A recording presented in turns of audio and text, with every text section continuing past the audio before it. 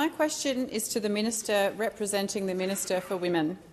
How is the Albanese Labor government working to close the gender pay gap, and what impediments are there to this approach?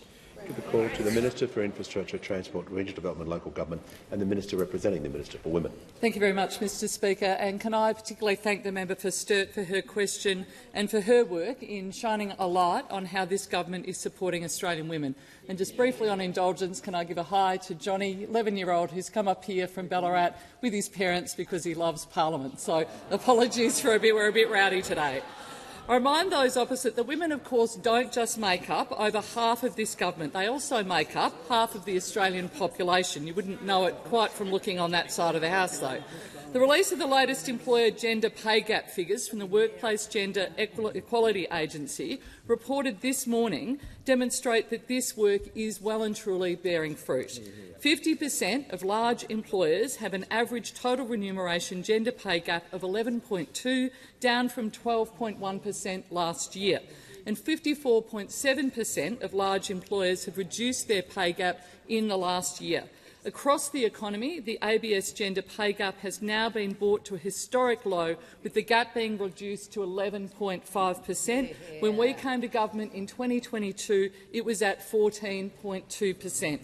In addition to measuring progress on the gender pay gap, the Workplace Gender Equality Agency has identified key measures that can be taken to boost women's economic participation. They include strategies to ensure gender equality on governing boards within the organisation, paid parental leave and other supports for working parents, and flexible working arrangements like the ability to work from home. When workplaces genuinely support these measures, women are more likely to remain in the workplace, progress into senior roles and, of course, build their superannuation. These are all actions this government supports and has taken through policies like our 3-day childcare guarantee, our decision to expand paid parental leave to 6 months, and we're paying super on it. I wish I could say the same for those opposite.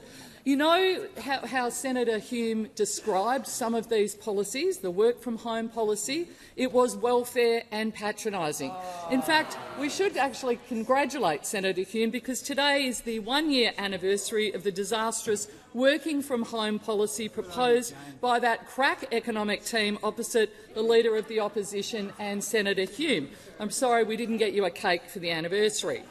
Perhaps those opposite could explain to me how the policy was going to make it easier for women to rejoin and to remain in the workplace. I checked the party's election review that's tabled. I haven't had a chance to have a copy, but I understand lots have. Or what about the absolute cracker from the now shadow Treasurer when he was asked about whether the burden of childcare raising falls on women, where he says, I can't deny that. You know, as well as I know, it's not my choice that women have children, it's genetic. This is what those opposite think of policies that are actually there to support women. Same old Liberals.